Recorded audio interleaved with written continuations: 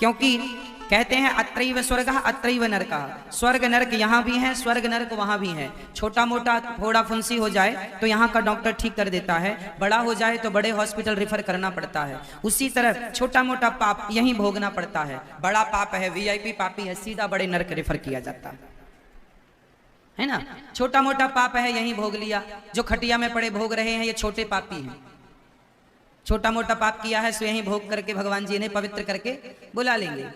जो ज्यादा बड़े पापी हैं वो डायरेक्ट जाते हैं सीधा। कई बार आप कहते हैं अरे ये तो इतने बड़े पुण्यात्मा थे, ये देखो इनको कैसी मृत्यु, बिस्तर पर ही मलमूत्र करना पड़ रहा है, इनकी कैसी मृत्यु दुखद हुई, और वो फलाना व्यक्ति था बड़ा पापी था मर गया, अरे वो डायरेक्ट बड़े नरक रेफर किया गया इसलिए डायरेक्ट गया है। ये छोटे पापी हैं इसलिए यही पाप भोग भोगा करके फिर पवित्र होकर सीधे मोक्ष इनको मिल जाएगा, ये कोई नरक वर्क नहीं जाएंगे। इसलिए मेरी माँ सबको यहीं चुकाना है, कुछ यहाँ चुकाना रहेगा, यहाँ से बचेगा तो वहां भी चुकाना। इसलिए कहा गया है वही लिख लिख के क्या होगा, यहीं सबको चुकाना है। सजन रे झूठ मत बोलो, प्रभु के पास जाना है। लड़कपन खेल में खोया, जवानी नींद भर सोया, बुढ़ापा देख कर रोया, यही किस्सा पुराना है, यही किस्सा पुराना है ना। इसलिए तुम्हारे महल चौबारे यहीं रह जाएंगे सारे, तुम्हारे महल चौबारे यहीं रह जाएंगे सारे। अकड़ किस बात की प्यारे, अकड़ किस बात की प्यारे, अकड़ किस बात की प्यारे, ये सर फिर भी झुकाना है। सजन रे झूठ मत बोलो, प्रभु के अब किस बात का अकड़, किस बात की क्या क्या क्या करें। इसलिए भगवान का चिंतन करना चाहिए और माँ बाप की सेवा, सास ससुर की सेवा, बड़ों का आदर, बड़ों का सम्मान जितना कर सको। अच्छा, सम्मान देने से क्या होता है, आप मुझे रिप्लाई दीजिए, उत्तर दीजिए। सम्मान देने से क्या होता है, सम्मान देने से क्या मिलता है ना। सिंपल भाषा में आपको समझाऊं, जो हम देते हैं वही हम पाते हैं। हम आपको गाली देंगे तो आपसे हम गाली ही पाएंगे, और हम आपका सम्मान करेंगे तो आपसे क्या पाएंगे, सम्मान। इसलिए सम्मान देने से सम्मान बढ़ता है, अपमान करने से अपमान बढ़ता है। इसलिए कोशिश यही किया करिए कि हम सम्मान दें। सम्मान सबका करो, खासकर अपनी उस माँ का तो करो जिसने हमें जन्म दिया है, पाल पोस कर बड़ा किया है। इसलिए धन्य है हमारे यजमान परिवार। पूरा परिवार के लिए तालियां हो, खंजनपुर बैतूल से हैं। साथ में श्रीमान बाबा राव शोभा ताई जी हैं, शोभा ताई, मैया शोभा ताई आप हैं, शोभा ताई जी और श्री मंजूषा एवं रूपाली जी, स्वर्गीय नारायण शयाबाई जी की पुण्य स्मृति में वर्धा महाराष्ट्र। ये श्री नारायण राव जी और शयाबाई जी आपके कौन हैं, आपके माता पिता हैं। तो आप अपने माँ बाप के लिए भागवत जी का आयोजन करा रहे हैं। ये देखो, ये पुत्र धर्म ये भी पूरा कर रहे हैं। हर पुत्र को चाहिए कि वह अपने माँ बाप के नाम का कोई ना कोई पुण्य करे, कुछ ना कुछ अच्छा कार्य करे, ताकि वह पुण्य उन्हें प्राप्त हो। हमारे द्वारा किया गया हर शुभ कार्य हमारे माँ बाप को प्राप्त होता है। और केवल शुभ कार्य नहीं मिलता, यदि आपका बेटा चोरी करने लग जाए तो चोरी करने का जो पाप उसे लगेगा, वह पाप उसके पूर्वजों को भी लगेगा। देख तेरे खानदान में कितना बड़ा चोर पैदा हुआ, चोरी करता है, सबका दिल दुखाता है। इसलिए बच्चों को संस्कार अच्छे दिया करो।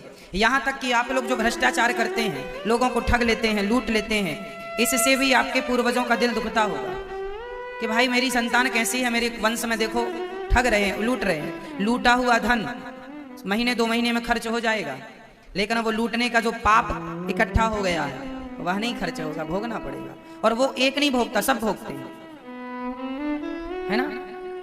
घर में एक आदमी की तबीयत बिगड़ जाए तो पूरा घर परेशान हो जाता है, बोलो हाँ या ना।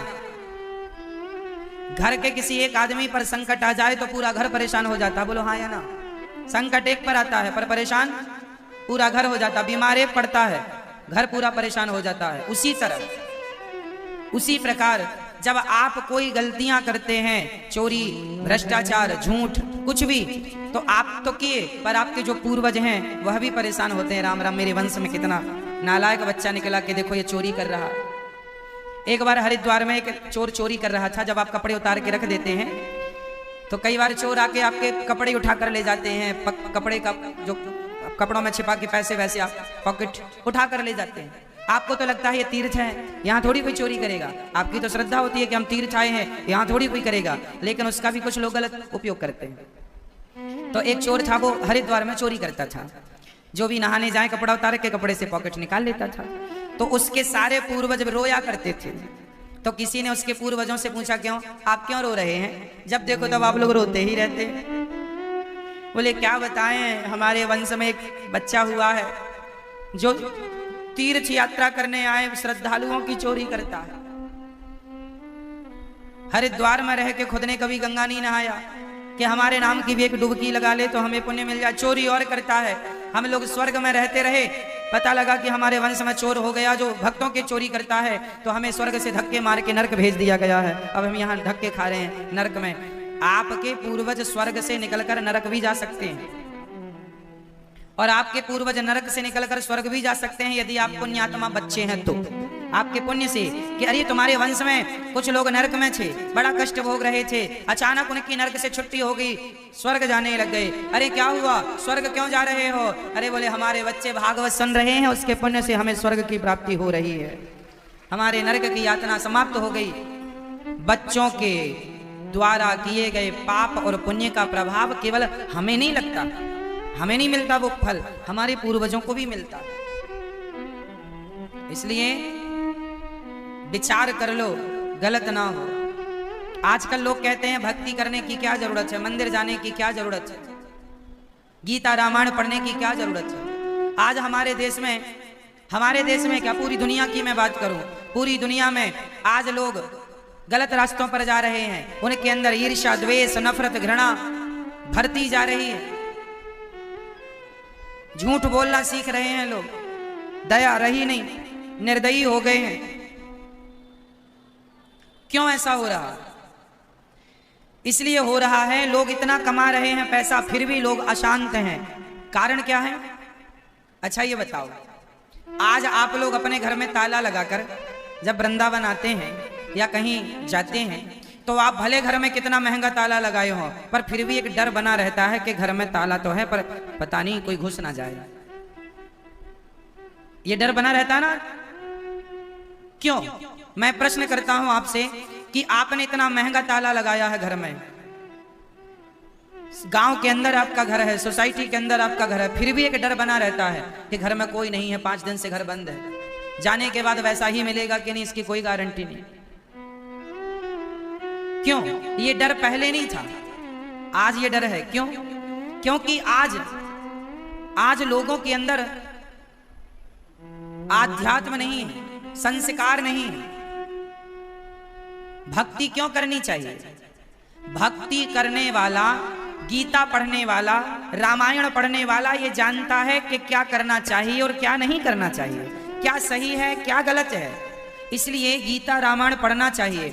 जो सत्संगी होते हैं वह किसी के घर में घुस के चोरी नहीं करते। संस्कारी व्यक्ति, कितने रिक्शे वाले ऐसे हैं कि किसी का पर्स उसके रिक्शे में छूट गया, उसमें लाखों रुपए थे, तो रिक्शे वाले ने वापस कर दिया। क्यों कर दिया? कई लोग तो वापस नहीं करते, कई लोग कर देते हैं। क्यों कर देते हैं? जो संस्कारवान लोग हैं वो जानते हैं कि मेहनत से जो 2 रुपए कमा रहे हैं, 200 कमा रहे हैं, वो अपना है। बेईमानी का ये लाख मिल गया, ये अपना नहीं है। उससे किसने रोका कि वापस कर दो? वो भी तो दूसरों की तरह सोच सकता था, लाख रुपए मिल गए हैं रख लेते हैं, पर नहीं। उसके अंदर का आध्यात्म, उसके अंदर का संस्कार, उसके अंदर की भक्ति उसे रोकती है कि गलत तो गलत ही। इसलिए भक्ति होना चाहिए, इसलिए भक्ति सबको करनी चाहिए, सत्संग सबको करना चाहिए। सत्संग का अर्थ ये नहीं है कि आप काम धाम छोड़ के राम राम ही जपते रहो, ना जी, काम खूब करो, काम करते हुए भगवान का चिंतन करते रहो। भगवान का चिंतन क्यों करना चाहिए? इसलिए करना चाहिए कि भगवान के चिंतन करने से ही हमें शांति प्राप्त होती है और ये सद्बुद्धि मिलती है कि समाज में सुखी रहने के लिए धन की जरूरत नहीं है, उथल पुथल करने की, भागने की जरूरत नहीं है। संतोष ही सबसे बड़ा धन है। इसलिए पहले के लोग सत्संग करते थे और जितना था उसमें बड़े खुश रहा करते थे। आज लोग नहीं जुड़े सत्संग से। अब देखो ना, संस्कारहीन लोग क्या क्या कर रहे हैं समाज में, आज क्या क्या हो रहा है। जो सत्संग से नहीं जुड़े, जो गीता रामायण नहीं जानते, जो मंदिर पूजा नहीं जानते, वो लोग क्या कर रहे हैं? इतना धन कमा करके भी क्या उनके मन में शांति है? अशांत हैं वो, शांति नहीं है। वो अपने माँ बाप की सेवा नहीं कर पाते, वो अपने बच्चों को समय नहीं दे पाते, क्योंकि उन्हें पता ही नहीं कि बच्चों को समय क्यों देना चाहिए। क्योंकि बच्चों को समय देंगे तो संस्कार आप देंगे तो उनमें आएंगे, नहीं देंगे तो नहीं आएंगे। तो ये सारी चीजें, सत्संग संस्कार बहुत जरूरी है। आध्यात्म जरूरी नहीं, अति आवश्यक नहीं, अति आवश्यक है सबके लिए, केवल हमारे लिए आपके लिए नहीं, अपितु विश्व मात्र के लिए, सबके लिए आवश्यक है। जो लोग सत्संग से नहीं जुड़े, भगवान से नहीं जुड़े, गीता रामायण नहीं जानते, वो लोग तो चवन्नी चवन्नी के लिए झूठ बोल देते हैं। लेकिन आप लोग, जितने लोग यहाँ बैठे हैं, आप में से जिनकी समझ में कथा आती है, जो सत्संग से जुड़े हैं, आप लोग झूठ बोलने में 10 बार सोचेंगे कि मैं बोलने तो जा रही हूँ या मैं बोलने तो जा रहा हूँ, पर ये गलत है कि सही, इसका परिणाम क्या होगा। आपको थोड़ा सा आप रुक जाएंगे, भले आप बोल दें बाद में, अलग सब्जेक्ट है, पर आप थोड़ा सा रुकेंगे कि सही है या गलत। क्यों रुकेंगे आप? क्योंकि आप जुड़े हैं संस्कारों से। तो संस्कार यही है, आपको गलत काम करने से रोकता, इसलिए जोड़ के रखना चाहिए अपने आप को संस्कारों से, भगवान से। प्रिय भक्तों, कल हम लोगों ने सुना कि प्रहलाद जी महाराज का पावन चरित्र आज हम आपको सुनाएंगे। प्रहलाद जी कौन है? हिरण्याक्ष, हिरण्यकश्यप नाम के 2 पुत्र हुए हैं महर्षि कश्यप के। हिरण्याक्ष का वध किसने किया था? हिरण्याक्ष नाम के दैत्य को किसने मारा था? हमने बताया था पहले कथा में, बोलो। हिरण्याक्ष को किसने मारा था? गलत उत्तर है आपका। किसने मारा मेरी माँ? किसने? बेटा आप बताओ, हिरण्याक्ष नाम के दैत्य को किसने मारा था? वाराह भगवान ने। हिरण्याक्ष को किसने मारा? हिरण्याक्ष को किसने मारा था? बोलिए वाराह भगवान की। भगवान के 24 अवतारों में एक अवतार वाराह अवतार है ना। तो हिरण्याक्ष को मारा था भगवान वाराह ने, पृथ्वी की स्थापना की। और उसी हिरण्याक्ष के भाई का नाम था हिरण्यकश्यपु, जिनके पुत्र हुए हैं प्रहलाद। प्रहलाद जी छोटे से थे, छोटी सी आयु। देखो, भजन भगवान का चिंतन करने के लिए बुढ़ापे का इंतजार नहीं करना चाहिए। हमारा बुढ़ापा आएगा तो भक्ति करेंगे, नहीं, बुढ़ापा आएगा तो भक्ति क्यों करेंगे? जवानी में कर लो। लड़कपन खेल में खोया, जवानी नींद भर सोया। इसलिए लड़कपन अच्छा, जवानी अच्छी है भक्ति के लिए, भजन के लिए, भगवान के लिए। बुढ़ापे का इंतजार ना किया करो। कोई भरोसा नहीं कि बुढ़ापा आएगा, इसका भी क्या भरोसा कि बुढ़ापा आएगा। किस किस का बुढ़ापा आया, बिना बुढ़ापा आए कितने लोग चले गए। इसलिए प्रहलाद जी, एक दिन की बात है कि प्रहलाद जी, अच्छा एक बात मैं आपको बताऊं मेरी मां, बताओ भगवान है या नहीं? उत्तर दो। भगवान है ये कौन कौन मानता है? सब लोग। अच्छा, भगवान है ये आप मानते हैं, तो मेरे कहने से मानते हैं या आपने भगवान का कोई जीवन में अनुभव किया है? आपके बाप दादा मानते थे तो आप मान रहे हैं क्या? ऐसा तो नहीं। जो बाप दादा मान रहे हैं हम भी वही मान रहे हैं, यह मान्यता जरूरी नहीं है कि सही हो। इसलिए भगवान को इसलिए नहीं मानना चाहिए कि बाप दादे मानते थे, सब मानते हैं सो हम भी मानेंगे, नहीं। ईश्वर को इसलिए मानिए, पहले उनका खुद अनुभव कीजिए। यदि आपने उनका अनुभव कर लिया तो फिर आपको बाप दादों की जरूरत नहीं पड़ेगी कि बाप दादे मानते थे इसलिए हम नहीं। भैया हमें पता है, अनुभव होना चाहिए कहने से। अच्छा, मैं आपसे कहूं कि आपको इस आदमी से प्यार करना है, मैं कहूं कि आपको इस आदमी से प्यार करना है, तो क्या मेरे कहने से आपको प्यार हो जाएगा उस आदमी से? बोलो। प्यार कहने से नहीं होता ना, सही है? प्यार तो होता है। उसी तरह मैंने कहा कि इनसे प्यार करो, इन भगवान से प्यार करो, कहने से नहीं होगा। प्यार कब होता है? जब आप उसको महसूस करते हैं, आप खुद उसे समझिए कि वो ईश्वर तत्व है क्या, परमात्मा कहते किसे हैं। सबने बताया सुन के ना, महसूस करना सीखिए, अनुभव करना सीखिए। भगवान का अनुभव होता है। तो आप में से कितने लोग हैं जिन्हें भगवान का एहसास हुआ है, ईश्वर का अनुभव हुआ है आपको अनुभव? अच्छा, इतने लोगों को अनुभव हुआ है ईश्वर का। भगवान का साक्षात्कार होना भी कठिन नहीं। जैसे ये दास अनिरुद्ध है, मुझे भगवान पर कोई किंतु और परंतु नहीं लगता।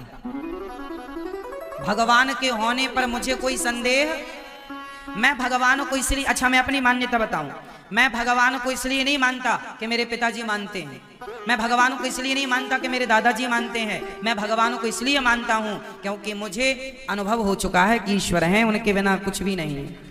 यदि मैं पिता दादा के द्वारा मानता तो मेरा विश्वास डोल सकता था कि भाई उन्होंने कहा था, पता हो सकता झूठ भी कहा हो। इसलिए मैंने जीवन में अपने श्रद्धा की कसौटी में कस करके देखा, अपने विश्वास की कसौटी में ईश्वर को कस के देखा है। भगवान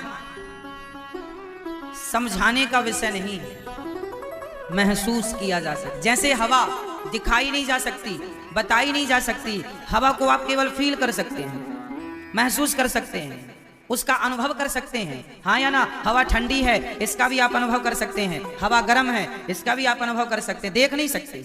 उसी तरह ये ईश्वर भी, मेरे भगवान भी अनुभव का सब्जेक्ट है। जिसे अनुभव हो जाएगा उसे फिर कोई भगवान में किंतु परंतु नहीं होगा। फिर आप जंगल में भी आराम से सो सकते हैं। जो बाप दादों के कहने से भगवान पर विश्वास करता है वो जंगल में अकेला सो नहीं सकता, क्योंकि उसे भय लगेगा। आप में से कितने लोग हैं जिन्हें डर लगता है? हाथ उठा लो। जिन्हें डर लगता है हाथ उठाओ। डर लगता है आपको? मैं आपको नहीं लगता? अच्छा, पिछली बार कॉकरोच से आप ही डर गई थी और कह रही है डर नहीं लगता।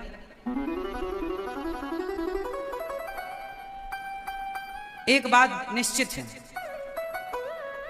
जिनके जीवन में डर है, ये दास अनिरुद्ध है, आप जिस भी शमशान में कहेंगे मैं उस शमशान में जाकर सो सकता हूं। जिस जंगल में जाकर कहेंगे उस जंगल में जाकर सो सकता हूं। क्यों? क्योंकि मुझे पता है कि जो भगवान मेरे कमरे में है वही भगवान मेरे संग संग चलता मेरे शमशान में भी जाएगा, वही जंगल में भी।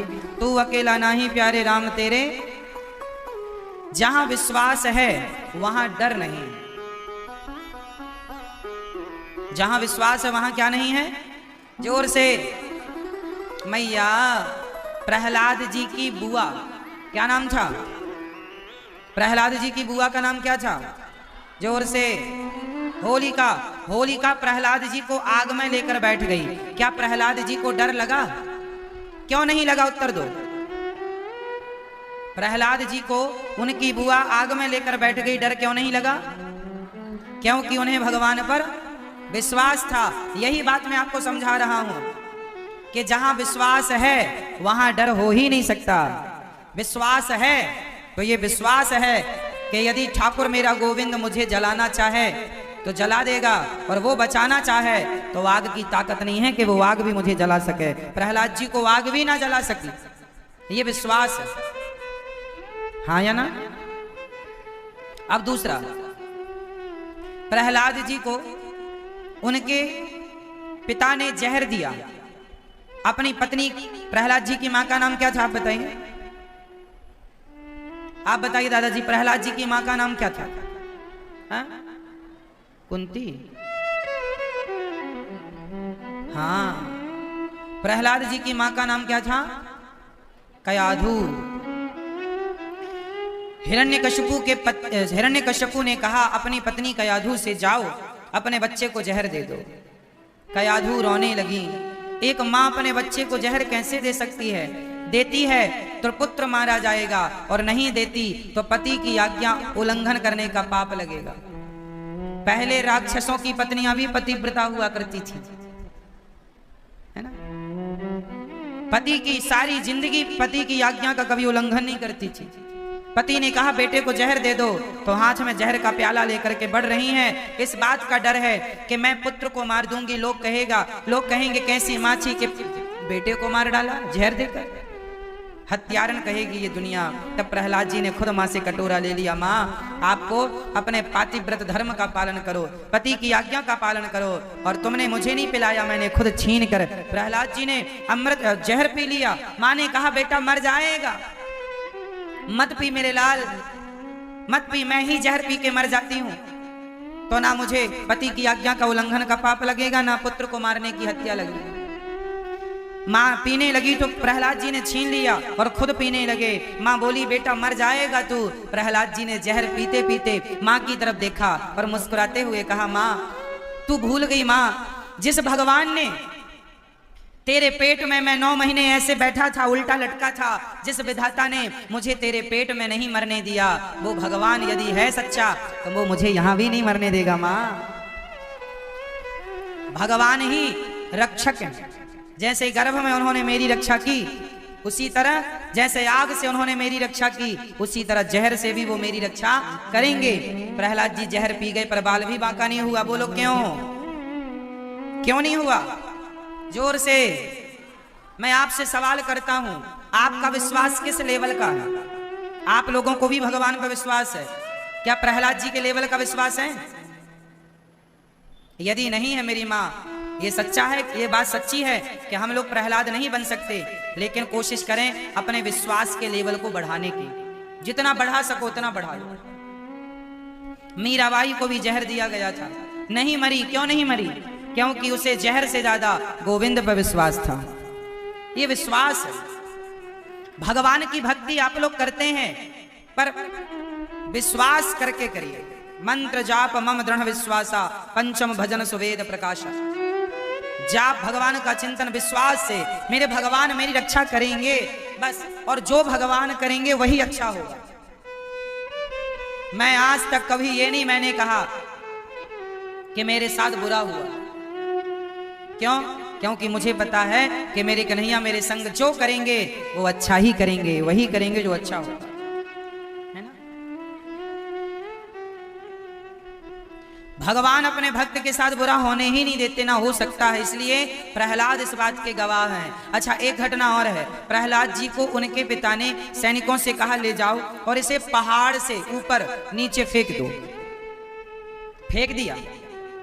प्रहलाद जी को फेंकने वाले जो लोग थे ना, सेनापति इत्यादि, उन्होंने पूछा प्रहलाद तू तो बच्चा है, तुझे डर नहीं लगता? इतने ऊपर से हम तुझे फेंकेंगे, तू तैयार हो गया, तुझे डर नहीं लगता?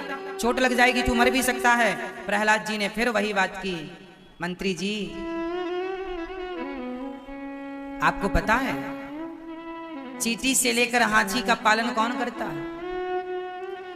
आपको पता है यहां पर जहां आप लोग बैठे हैं, यहां ढेर सारी जमीन खोदूं मैं 2-5 फीट तो बहुत सारे जीव जंतु निकलेंगे। चींटी है, छोटे छोटे बहुत कुछ निकलते हैं जमीन के अंदर। क्यों निकलता है बताओ? जो जमीन के अंदर जीव जंतु रह रहे हैं उनका पालनहार कौन है? कौन पेट भरता है? आज ये चींटी ने खाया होगा कि नहीं? हमारे देश में, पूरी दुनिया में कितनी चींटियां होंगी जरा मुझे बताओ, एक अंदाजा कितनी चींटियां होंगी मेरी मां बताओ? कोई गिनती कर सकता है? कितनी चींटियां होंगी, कितने चूहे होंगे, कितनी छिपकली होगी, कितनी मधुमक्खी होगी? कितनी है? आप गिन नहीं सकते। सबकी चिंता किसे है?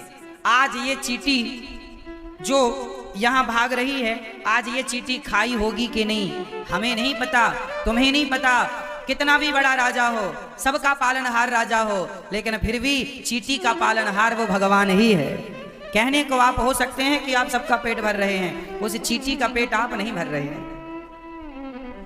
आप 2 लोगों का पेट भर रहे होंगे, 100 लोगों का पेट भर रहे होंगे, 1000 लोगों का पेट भर रहे होंगे। जीव मात्र का पेट भरने वाले भगवान हैं। जिन्होंने पेट दिया है उन्होंने पेट भरने की व्यवस्था भी की है।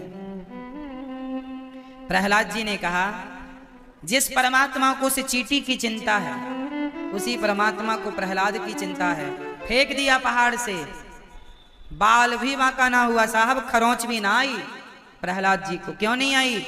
क्योंकि उन्हें विश्वास था। मेरी माँ, बस यही प्रार्थना करूंगा, आप भी अपने विश्वास के लेवल को बढ़ाइए, आप भी अपना कॉन्फिडेंस बढ़ाइए, आप भी अपनी भक्ति को बढ़ाइए और ये विश्वास रखिए जो हो रहा है वो भगवान की कृपा मानकर, भगवान की इच्छा मानकर उसे स्वीकार करना सीखिए। जैसे ये दास अनिरुद्ध है, मेरे जीवन में जो कुछ होता है मैं कभी भगवान से शिकायत नहीं करता कि प्रभु ऐसा हो रहा है ना, जो प्रभु आपकी इच्छा है, जो आप कर रहे होंगे वो अच्छा ही कर रहे हैं, जो आप कर रहे हैं ठीक हो रहा है। तेरे फूलों से भी प्यार, तेरे कांटों से भी प्यार।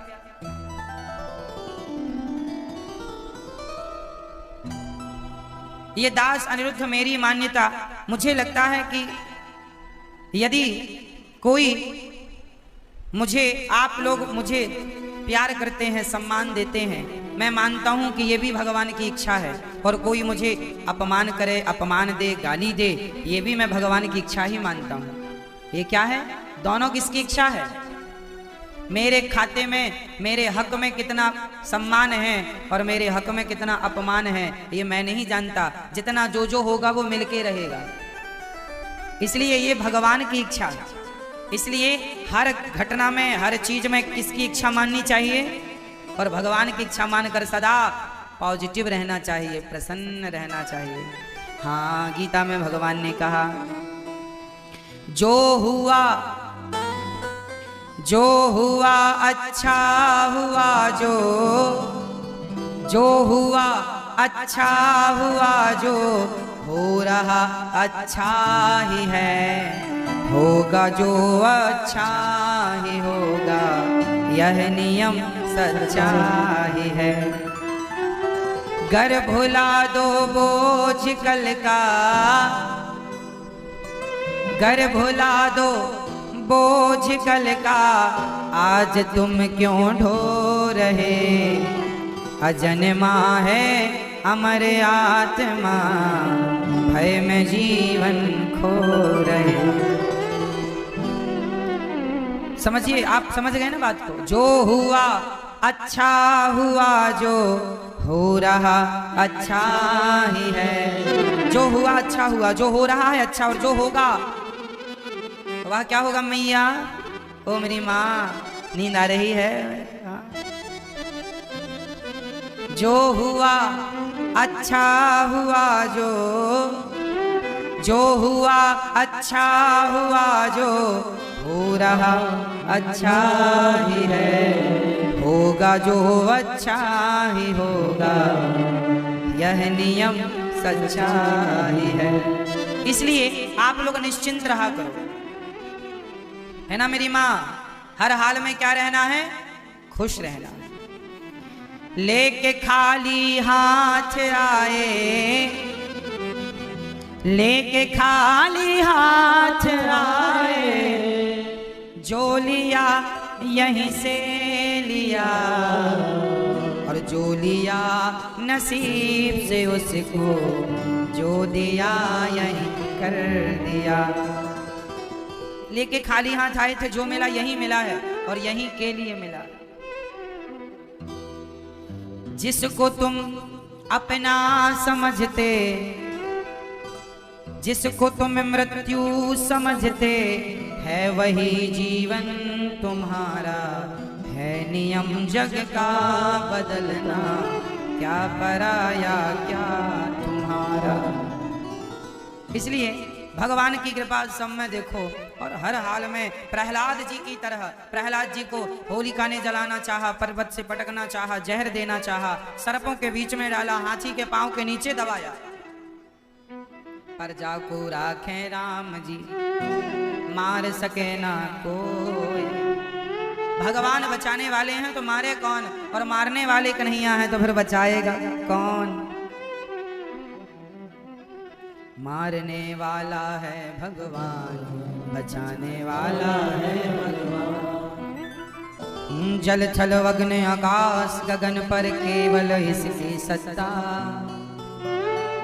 प्रभु इच्छा के बिना यहाँ पर हिल न सके एक पत्ता। इसी का सोचा यहाँ पे होता, इसी का सोचा यहाँ पे होता, इसी की शक्ति महान। मारने वाला है भगवान, बचाने वाला है भगवान। भगवान पर विश्वास प्रहलाद जी की तरह हो। बाल नवा का उसका होता, जिसके रक्षक दया निधान। तो भगवान पर विश्वास करेंगे तो हम शमशान में भी आराम से सो पाएंगे, जंगल में भी आराम से सो पाएंगे। और विश्वास नहीं है तो आप चार दीवार के अंदर रहें, डर खाए जाएगा। आपको डरना नहीं है। कई लोग हैं ना बहुत डरते, बहुत। क्यों भैया? कई लोग बहुत डरते हैं। जो जितना डरता है समझ लो कि उसे भगवान पे उतना ही कम भरोसा है। जो निडर है समझ लो कि उसे ईश्वर पे पूर्ण विश्वास है कि भगवान हमारे संग हैं। जो होगा वो भगवान की इच्छा है। जो होना होगा वो कमरे के अंदर भी हो जाएगा, और नहीं होना होगा तो जंगल में भी नहीं हो सकता। सही है? मरना है तो कमरे के अंदर बिस्तर में सोए सोए आदमी मर जाता है, और नहीं मरना होए तो हवाई जहाज से गिर जाए तो भी नहीं मरे। कितने लोग हैं जो कई बार प्लेन क्रैश हो जाते हैं, कुछ लोग मर जाते हैं, कुछ लोग बच जाते हैं। क्यों बच गए? मौत नहीं है तो आप हेलीकॉप्टर से गिर जाइए, नहीं मरेंगे। क्यों मेरी माँ? कितने लोग, कितनी बार हवाई जहाज क्रैश हो गया, कितनी बार लोग मर भी गए, कितनी बार लोग बच भी गए। बहुत पहले आपने सुना होगा टाइटैनिक जहाज डूबा था पानी में। इस बात को सैकड़ों साल हो रहे हैं। क्यों मेरी माँ? है ना? सही है? टाइटैनिक की बात पता है ना आपको? एक बहुत बड़ा जहाज था, उस जमाने का सबसे लग्जरी, बहुत विशाल था, समुद्री जहाज था। इस देश से उस देश की यात्रा के लिए तैयार किया गया। सारे सुरक्षा के इंतजाम उस जहाज में थे, लेकिन फिर भी वो जहाज एक पहाड़ से, पत्थर से टकरा करके और डूब गया। सारे लोग मारे गए, लेकिन उस टाइटैनिक जहाज में भी कुछ लोग बच गए थे। कुछ लोग में चाहे एक बचा हो या दो बचे हो, पर बचा, चाहे चार बचे हो, क्यों जी, पर बचा। सारे मर गए मैया, जहाज डूब गया, सारे मर गए पर एक बच गए। अब सारे मर गए थे तो वो एक भी क्या कर रहा था? वो भी मर जाता। क्यों नहीं बचा? क्योंकि मारने वाला भी भगवान और बचाने वाला भी भगवान। जिसे मारना चाहे वो घर में भी मर जाए, और जिसे ना मारना चाहे वो टाइटैनिक जहाज डूब गया तो भी बच गया समुद्र के बीच में। और छोड़ो, रात के ये घटना घटी है ना, सब सो रहे थे जहाज में। इतना बड़ा जहाज था, सोने पड़ने की सब व्यवस्थाएं थी, बहुत विशाल जहाज था। फिर भी देखो एक आदमी बच गया, एक दो जो भी बचे हो भगवान जाने, पर मैंने पढ़ा इतिहास में कुछ बच गए थे। क्यों बच गए? जिसकी मृत्यु नहीं है वो पानी में भी बच गया, समुद्र के अंदर बच गया, समुद्र में बच गया। और जिसकी मौत है वो खड़ा खड़ा गिर जाकर मर जाता।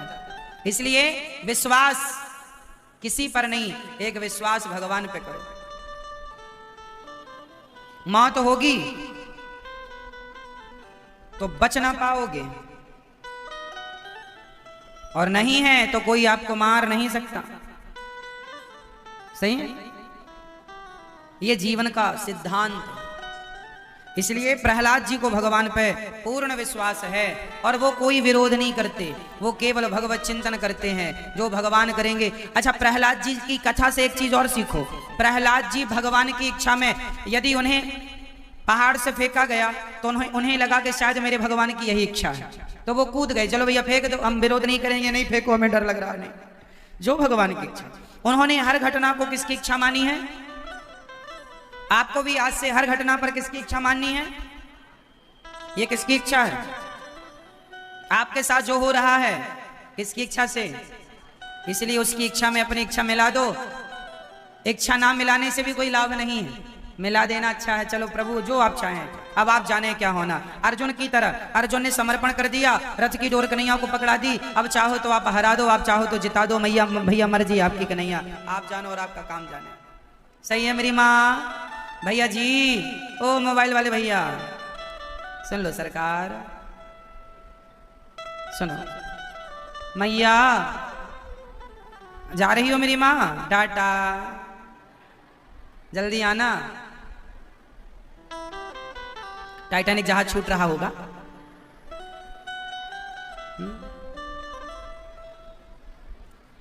तो मैया मेरी मां ध्यान से सुनो, भगवान की कृपा आप सभी पे बनी रहे। ध्यान जहां हो वहां से कथा सुनो, प्रेम से सुनो, बहुत ध्यान दो। प्रहलाद जी को पढ़ने के लिए उनके पिता ने गुरु जी के यहां भेजा। उस समय हिरण्यकश्यपु के गुरु जी का नाम क्या था? दैत्यों के गुरु जी का नाम बताओ, बोलो क्या नाम था मेरी मां? शुक्राचार्य। शुक्राचार्य जी के पुत्र हैं षंड और अमर्क। इन दोनों के यहां प्रहलाद जी पढ़ने गए। इनका बड़ा हिरण्यकश्यपु विश्वविद्यालय था, उस स्कूल में प्रहलाद जी का नाम लिखा गया। प्रहलाद जी पढ़ने गए तो पढ़ाई 4 चीजों की होती थी, धर्म अर्थ काम मोक्ष। पर उस विश्वविद्यालय में केवल 2 चीजों की पढ़ाई होती थी, अर्थ और काम। धर्म और मोक्ष की पढ़ाई नहीं होती थी। शिक्षा 4 प्रकार की है मेरी मां, धर्म अर्थ काम और मोक्ष। आप बताइए, शिक्षा 4 प्रकार की है, जो शिक्षा हमें धर्म से जोड़ दे वो शिक्षा तो शिक्षा है ना? जो शिक्षा धर्म से जोड़ दे वो शिक्षा है। और जो शिक्षा केवल अर्थ से जोड़े, पैसे, आजकल की जो शिक्षा हम लोग स्कूलों में पाते हैं वो कौन सी शिक्षा है? वो धर्म की शिक्षा नहीं है, वो अर्थ की शिक्षा। बेटा पढ़ो लिखो और पैसा कमाओ, तो अर्थ और काम। तो अर्थ पढ़ो लिखो और पैसा कमाओ, और पैसा आएगा तो कामनाओं की पूर्ति करना। तो आजकल के लोग केवल अर्थ और काम में ही उलझे पड़े हैं। पैसा कमाते हैं और अपनी इच्छाएं पूरी करते हैं, गाड़ी बंगला मकान नाम इज्जत पद प्रतिष्ठा, धर्म धन और काम। ठीक है ना? तो आज के लोगों को धर्म से मतलब है ना मोक्ष से मतलब है, ना धर्म से ना। पहला छूट गया, आखिरी छूट गया, बीच के 2 पकड़ लिए, धर्म अर्थ काम मोक्ष। धर्म छूट गया, मोक्ष छूट गया, क्या क्या पकड़ लिया आज के लोगों ने?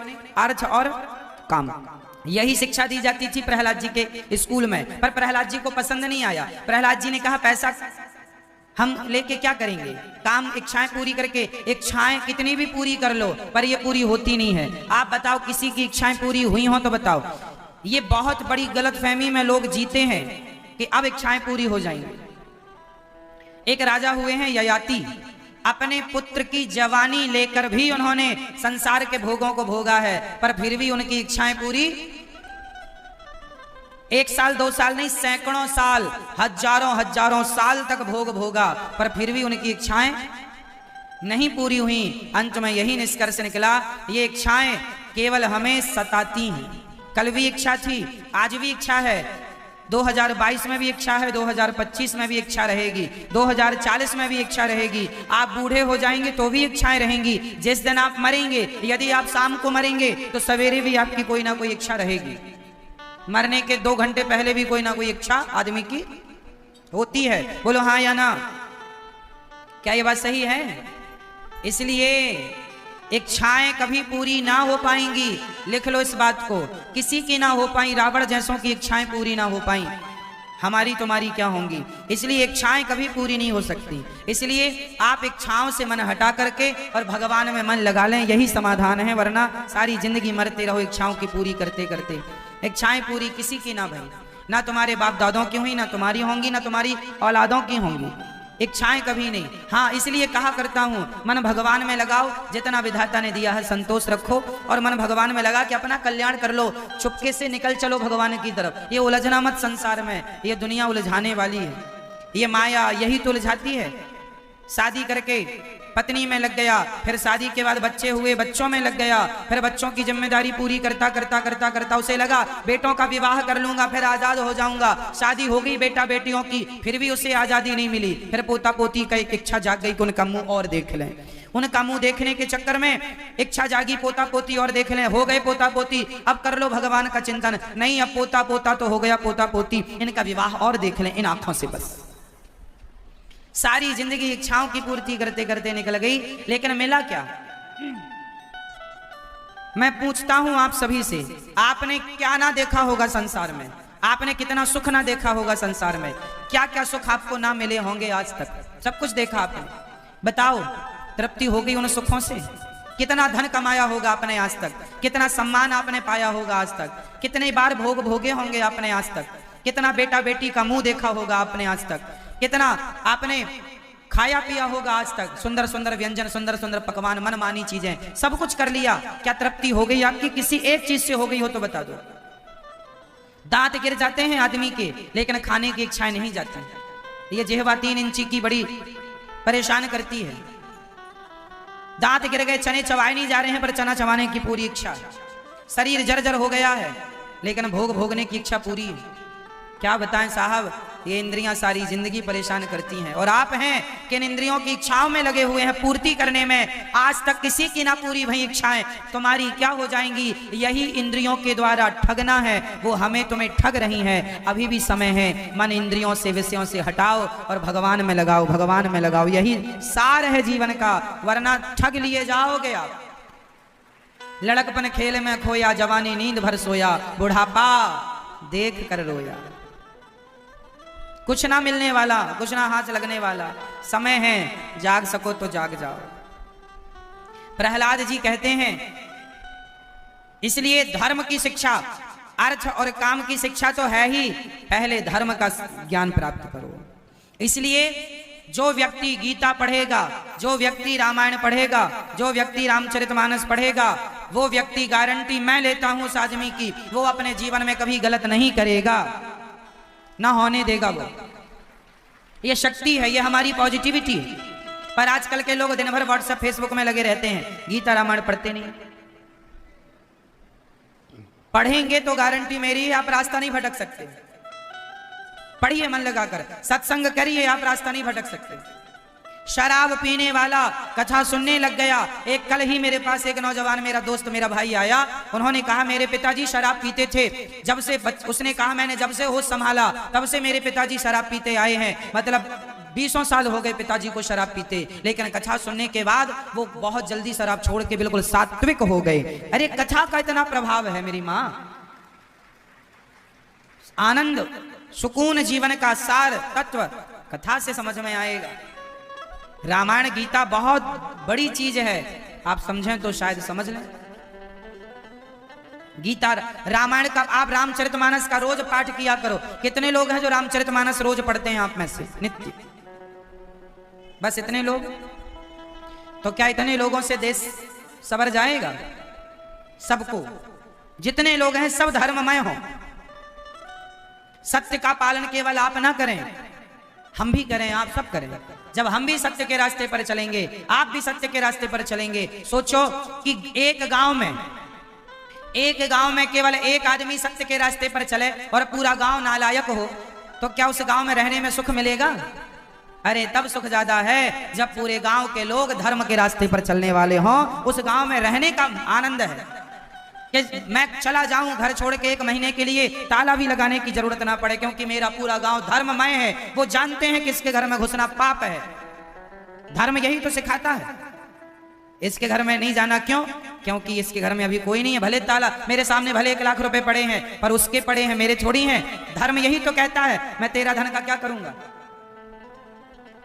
धर्म स्वयं अपने आप में बहुत बड़ी कानून व्यवस्था है। बोलो हाँ या ना? धर्म अपने आप में बहुत बड़ी कानून व्यवस्था है। धर्म का ज्ञान जिसे हो जाएगा वह कभी कानून नहीं तोड़ेगा, मर्यादा नहीं तोड़ेगा। इसलिए आप बताइए कि जिस गांव में पूरा गांव धार्मिक हो, जो गांव के लोग झूठ बोलने से डरते हो, चोरी करने से डरते हो, उस गांव में बताओ ताला खरीदने की जरूरत पड़ेगी किसी को? बोलो, ताला कब खरीदना पड़ता है महंगा वाला? जब बेईमान लोगों के बीच में आप रहें। ईमानदारों के लिए ताला नहीं खरीदा जाता, ताला बेईमानों के लिए खरीदा जाता है। क्यों मेरी माँ? और सोचो कि पूरे लोग यदि ईमानदार हो जाएं, मेहनत करके कमाने पर विश्वास करने लग जाएं, तो क्या किस पे मुसीबत आएगी, किस पे संकट आएगा? राम राज्य यही तो है जहां सब लोग धर्म का पालन करते हो, वही राम राज्य है। किसी के मन में ईर्ष्या ना हो, किसी के मन में घृणा ना हो, किसी के मन में द्वेष ना हो, किसी के मन में लोभ ना हो, किसी के मन में विषय वासना ना हो। ना ज्यादा काम क्रोध लोभ मोह बुरे नहीं है, पर इनका अति से ज्यादा जब आदमी उपयोग करता है। अब अपनी पत्नी के साथ कोई रहे और पत्नी के साथ रहकर पत्नी के द्वारा संतान उत्पन्न करे तो कोई आपत्ति नहीं है, पर अपनी पत्नी के होते हुए पराई नारी को देखने लग जाए तो ये वाला काम बुरा है। कोई पुरुष अपनी पत्नी, पति पत्नी अपने गृहस्थ जीवन में खुश रहें तो कोई आपत्ति नहीं है, किसी को कोई बुराई नहीं है। पर अपनी पत्नी के होते हुए, अपने पति के होते हुए पर नारी और पर पुरुष को कोई देखे तो ये काम वासना बुरी हो गई। बोला हाँ या ना? ये बुरा हो गया। तो अति ना हो, ना काम ना क्रोध। क्रोध गुस्सा भी करना चाहिए। कहां गुस्सा करना चाहिए? भरी सभा में द्रौपदी की साड़ी खिंच रही थी, पितामह भीष्म को गुस्सा करना चाहिए था दुशासन पर। बताओ चाहिए था या नहीं? गुस्सा करना चाहिए था कि नहीं? दुशासन पे करना चाहिए था ना? बोलो हाँ या ना? मैया ओ मेरी पंचायती बहनों सुन लो, मेरी माँ सुनो। भरी सभा में द्रौपदी की साड़ी खिंच रही थी और पितामह चुपचाप बैठे थे। क्या उन्हें गुस्सा नहीं करना चाहिए था? उत्तर दो जोर से। करना चाहिए था। क्या गुस्सा आई? नहीं आई। नहीं आई तो बाणों की सैया पे लेटना पड़ा। तो गुस्सा करना चाहिए कहां? जहां आवश्यक है वहां। बुरा होता, क्रोध बुरा नहीं है मेरी मां। गलत जगह पर क्रोध करते हैं तो क्रोध बुरा होता है। काम बुरा नहीं है। काम बुरा होता तो सृष्टि रुक जाती, संतानें ही उत्पन्न ना होती। इसलिए काम भी बुरा नहीं है, पर काम तब बुरा हो जाता है जब अपनी पत्नी और अपने पति को छोड़कर पर नारी पर पुरुष में मन लगने लग जाए। ये काम बुरा है। अपनी पत्नी अपने पति के संग कोई जीवन गुजारे, कोई बुरा नहीं। क्यों जी? सही है। क्रोध भी अच्छा है, पर जटायु ने क्रोध किया। सीता मां को ले जा रहा था रावण, गुस्सा किया जटायु जी ने। जटायु का गुस्सा करना उसकी भक्ति बन गई। जटायु ने क्रोध किया रावण पर तो उन्हें राम के पास नहीं जाना पड़ा। राम खुद चल के भक्त जटायु के पास आ गए, क्योंकि क्रोध किया। अरे अरे दुष्ट ठाण के न होई, खड़ा हो जा, मेरी बेटी को कहां लिए जा रहा? जटायु ने कहा क्रोध करना अच्छा है, पर वहां जहां आवश्यक है। जहां आवश्यक नहीं है वहां। अब आप अपनी मां पे गुस्सा करें, अपने बाप पे गुस्सा करें, गलती जिसकी ना हो उस पर गुस्सा करें, तो ये गुस्सा गलत है। पर जहां जरूरत है क्रोध की वहां थोड़ा गुस्सा ठीक भी। तो काम क्रोध। लोभ, लोभ जरूरी है। लोभ जरूरी है, पर कौन सा लोभ? बोलो मेरी मां। अब दो मैंने बताए, एक आप बताएंगे। लोभ कौन सा जरूरी है? मैया कौन सा लोभ जरूरी है?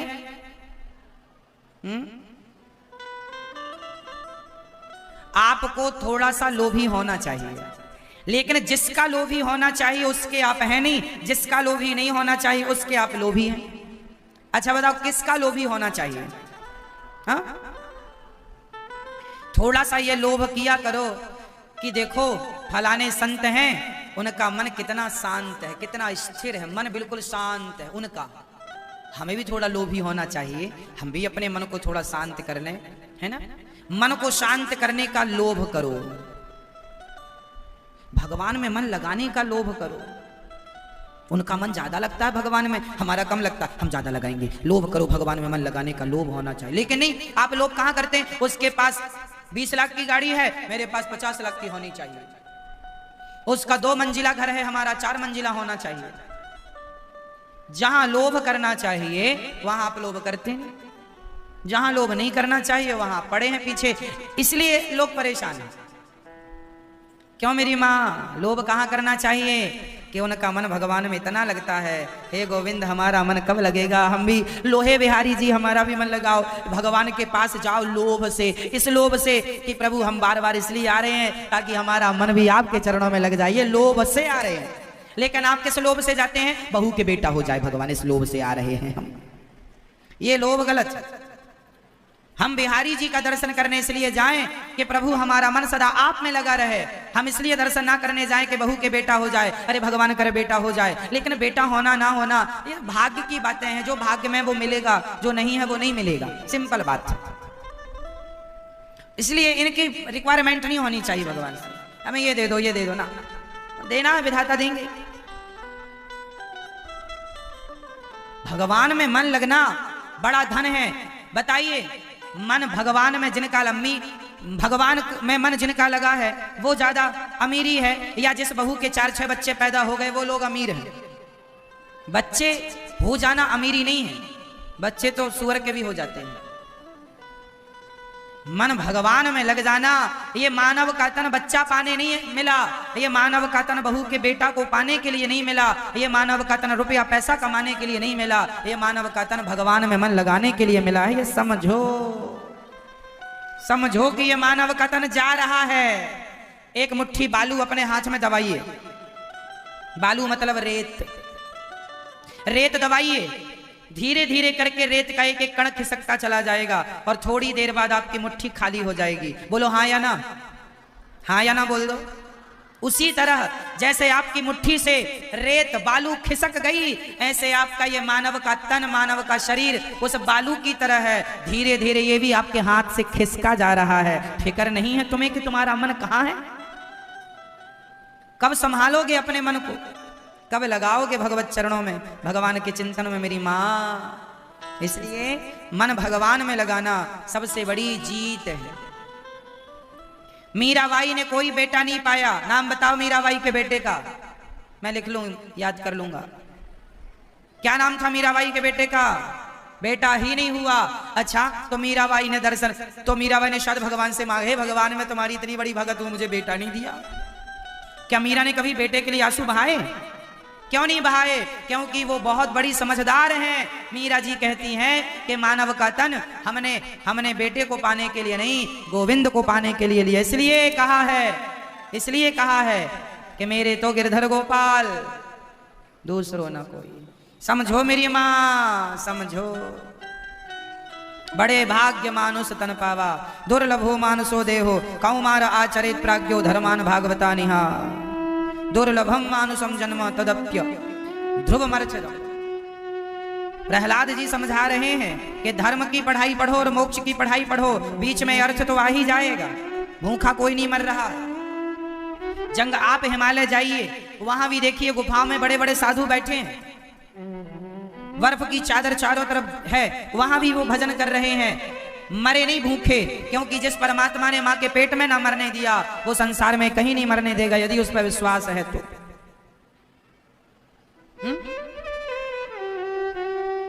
इसलिए समझो आप लोग, भगवान से क्या मां? लोभ भी बुरा नहीं है, तो काम क्रोध लोभ, लोभ किसका होना चाहिए?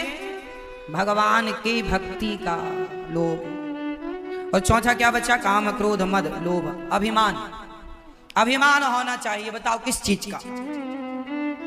ये आप बताएंगे, बाकी तीन दास ने बताया, एक आपसे पूछा था आपने उसको नहीं बताया। ये वाला भाई ये बहुत सरल है। बताओ अभिमान होना बुरा है कि अच्छा है? अभिमान होना अच्छी बात है, पर किसका अभिमान होना और किसका नहीं होना? सही उत्तर दो। किसका अभिमान होना चाहिए? बताओ किसका अभिमान हो? भगवान का।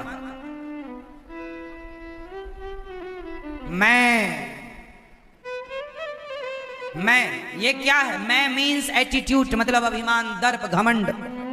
मैं क्या है? अभिमान। लेकिन यही मैं अच्छा कर सकता हूं। अब देखो, मैं अच्छा भी होता है, मैं बुरा, बस बोलने का ढंग होता है। ये चीजें बुरी नहीं, इनका लोगों ने उपयोग गलत कर लिया।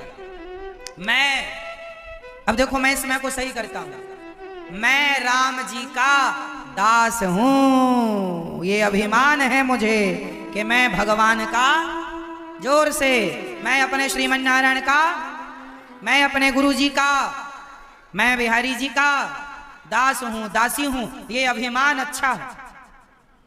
लेकिन ये अभिमान कि मैं पैसे वाला हूं, मेरा, जानते नहीं मैं कौन हूं, नाम नहीं सुना तूने, ये मैं गलत हो जाएगा।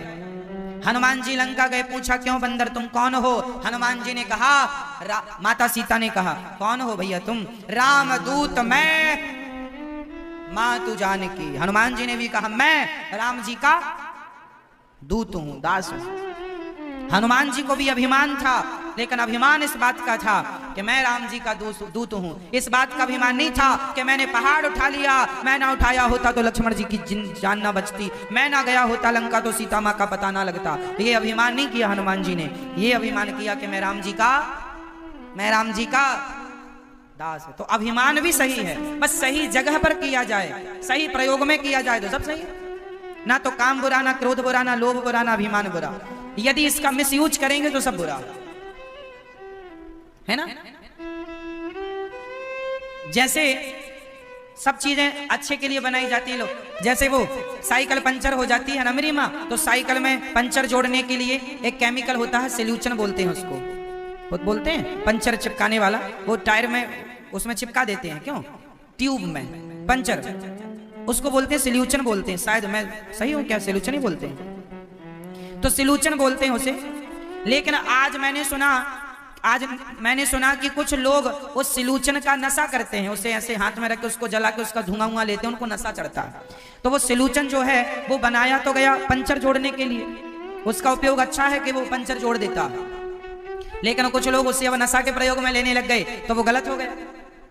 वही है काम क्रोध लोभ मोह, सब अच्छे के लिए बनाया विधाता ने, लोगों ने मिसयूज करना शुरू कर दिया उस चीज का, वो सब गलत हो गई चीजें। दायरे में रह के हर चीज का प्रयोग किया जाए सही वक्त पर, कुछ भी बुरा नहीं है।